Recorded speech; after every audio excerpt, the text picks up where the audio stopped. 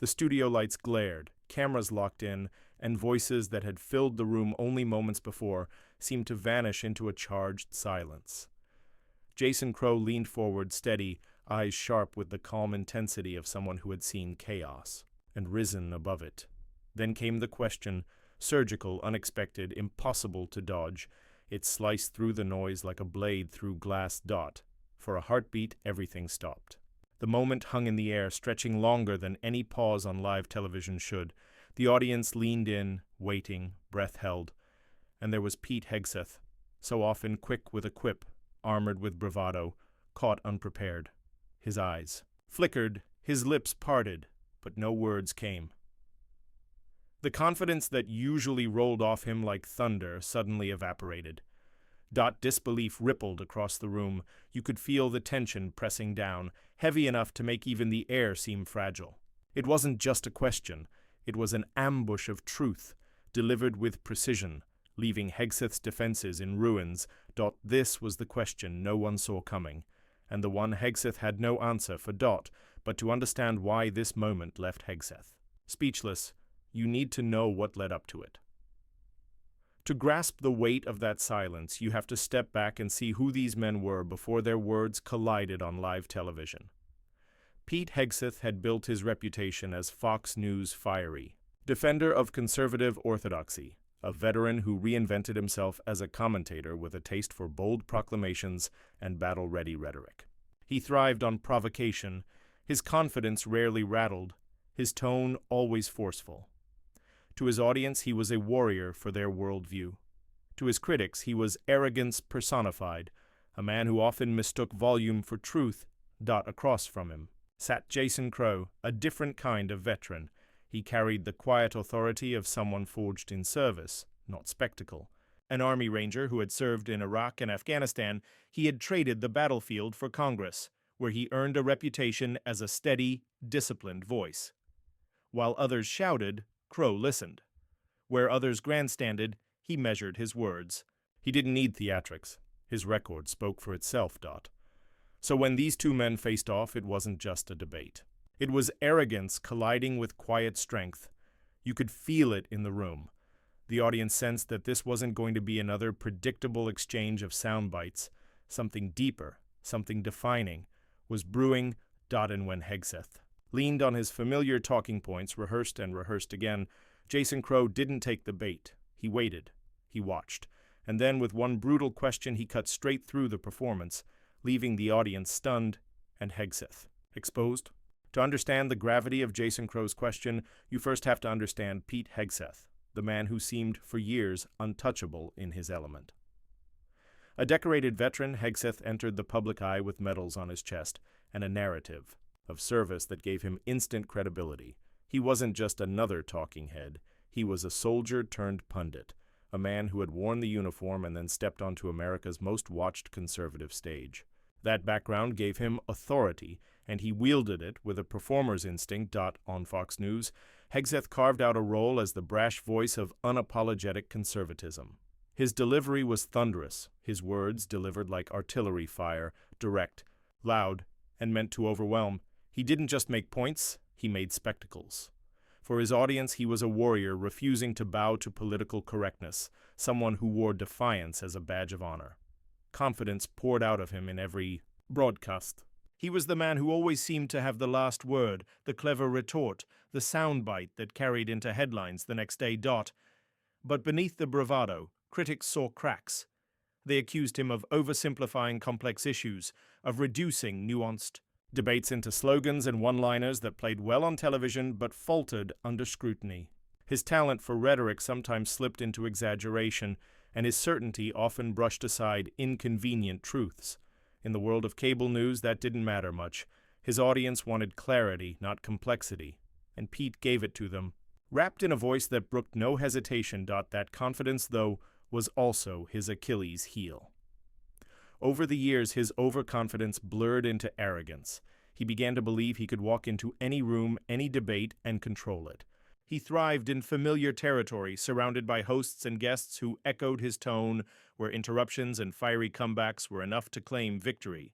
His turf was built on volume and dominance, not precision and patience.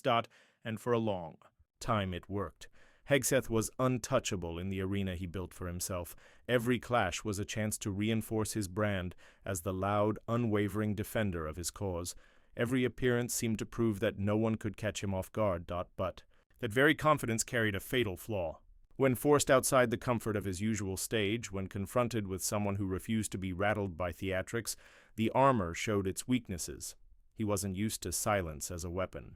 He wasn't used to questions that cut deeper than his practiced soundbites. For years, Pete thrived in the comfort of home turf. But on this day, he wasn't in control. The debate that began as just another sparring match would soon spiral into something far greater, something that would pierce through his defenses and leave him exposed. And that blind spot would be exposed in front of millions. Jason Crow's story begins far from the bright lights of television studios. His journey was shaped in the dust and danger of Afghanistan, where he served as an army ranger. Unlike those who sought the spotlight, Crow knew the weight of silence, the cost of every decision, and the faces of men and women who carried burdens most Americans would never see. His service wasn't a headline. It was nights on patrol, days of relentless discipline, and the quiet knowledge that leadership meant more than commanding. It meant protecting. When Crow came home, the war did not leave him. It followed in memory, in scars, in the solemn duty to honor those who didn't return. He could have moved on, built a quiet life, but service had become his compass. That compass pointed him toward Congress, a different battlefield where words replaced weapons, but the stakes were still life and death for countless families. In Washington, Crow distinguished himself not by volume, but by restraint. He wasn't the loudest voice in the room. He was the one who waited, listened, and chose his words with surgical precision. Colleagues noticed. Even critics admitted that when Crow spoke, it wasn't filler. It was conviction. He carried the weight of a veteran who had seen firsthand the costs of reckless decisions. Yet, beneath his composure, there was struggle. The decision to enter politics meant exposing himself to the chaos he'd long avoided. Every vote carried consequences. Every statement drew fire. But Crow accepted the risk because to him, public service wasn't about personal gain. It was about keeping faith with those who had entrusted him with their futures. He wasn't a man of spectacle, and that was his strength. In a world of sound bites and shouting matches, Crow embodied something rarer: steadiness. He didn't seek viral moments, but when they came, they landed with the force of authenticity. Crow wasn't just asking questions, he was carrying the weight of soldiers, citizens, and a nation hungry for truth. Every exchange, every confrontation bore that weight, even if unspoken.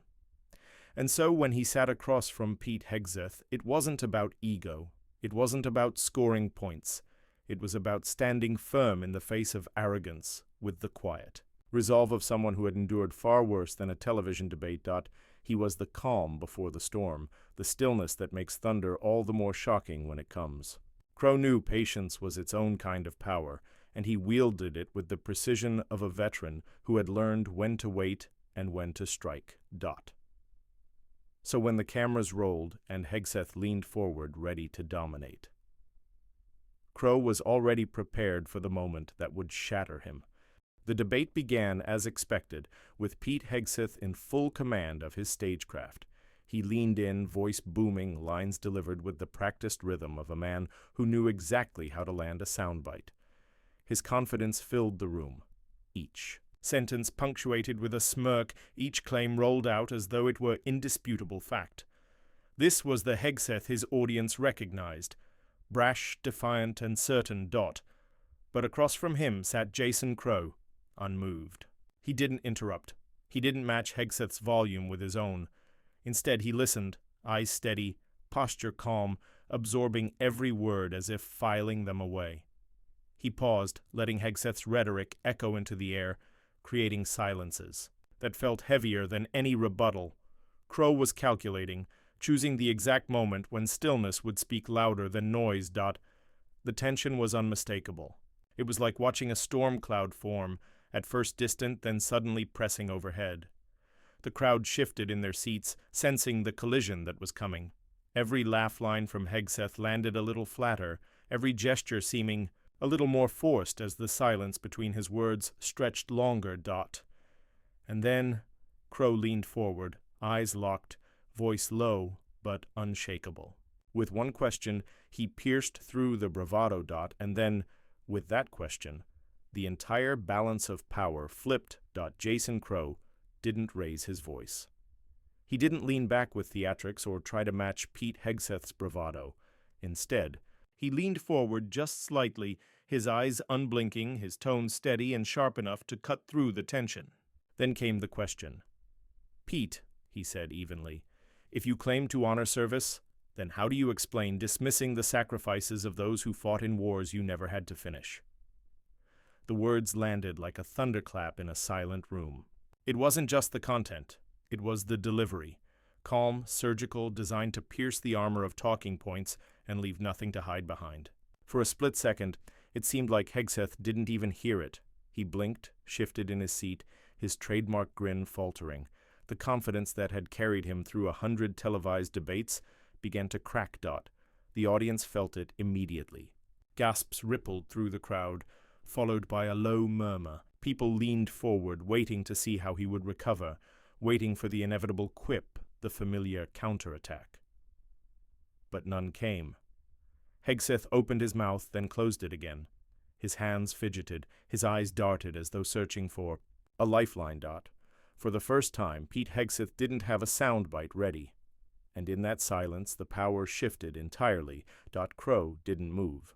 He let the weight of his words hang there, giving the moment room to breathe. It was as if he knew that silence itself was part of the answer. Sometimes the absence of words is louder than any speech. And in that silence, Hegseth's entire persona, built on confidence, swagger, and control, began to unravel. Social media wasted no time. Within minutes, Twitter lit up. Jason Crow just ended Pete Hegseth on live TV. Memes spread like wildfire. Hegseth's stunned expression looped endlessly with captions that mocked his speechlessness. Hashtags trended. #CrowStrikes, #speechless, Pete, #truth over noise. TikTok clips paired Crow's question with dramatic sound effects, each edit more viral than the last. It wasn't just a debate moment anymore. It was cultural commentary, a symbol of arrogance collapsing under the weight of truth. In that studio, the atmosphere shifted from tense anticipation to collective realization. Viewers knew they had witnessed something rare. A pundit known for his dominance completely disarmed, not by shouting, not by interruption, but by a single question delivered with surgical calm. Hegseth tried to recover, stumbling over a few words. But the damage was done. Every hesitation only highlighted the crack in his facade. His confidence, once unshakable, now looked like an empty performance struggling to hold itself together. And Crow? He didn't press, didn't gloat. He simply sat back, his silence underscoring the strength of the question itself.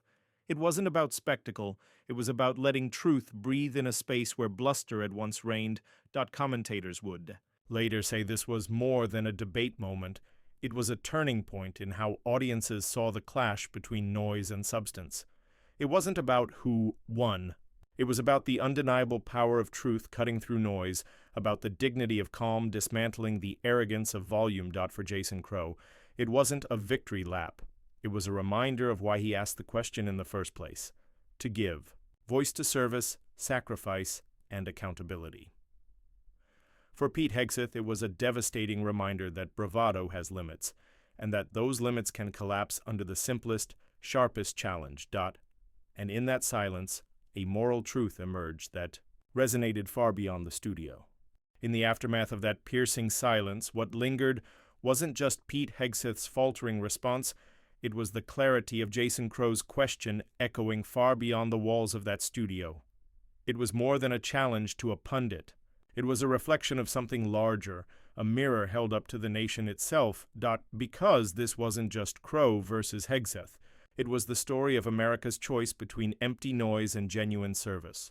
On one side stood the bluster of arrogance, quick to shout but slow to listen.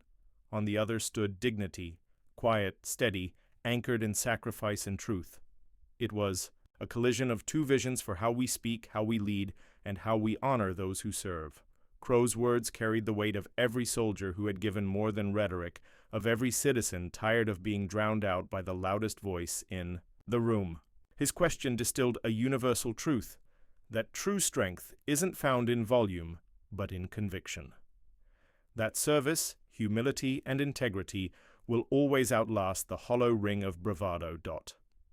And in that moment, Jason Crow reminded us that the calm voice of truth will always outlast the loudest shout. The lesson was unmistakable, and it resonated like a quiet anthem. Dignity over arrogance, service over spectacle, truth over noise. Pete Hegseth walked into that studio with the certainty of a man who had never lost control of the stage. But he walked out devastated, not just personally, but symbolically. His unraveling wasn't about one failed answer. It was about what happens when arrogance collides with accountability, when bluster finally meets a voice grounded in truth. The Gi Ike title of this moment was an exaggeration. Hegseth was devastated because the mask slipped, and millions saw it happen in real time. For Jason Crow, this was never about theatrics. It was about showing that dignity can dismantle arrogance without ever raising its voice. It was about proving that quiet conviction, sharpened by real service and real sacrifice, has the power to stop noise in its tracks. And for every viewer watching, it was a reminder that truth doesn't need to shout. It just needs to stand firm. If you believe dignity. And truth should always win. Share this moment. Let it ripple out far beyond this one debate. Let it remind others that arrogance only thrives until it's confronted by those who carry the weight of something greater than ego. And if you want to be part of a community that values accountability over arrogance, service over spectacle, subscribe and join us. Together we'll keep lifting up the voices that speak with clarity, conviction, and courage. Because the next time arrogance takes the stage, someone else will be ready with the question that changes everything.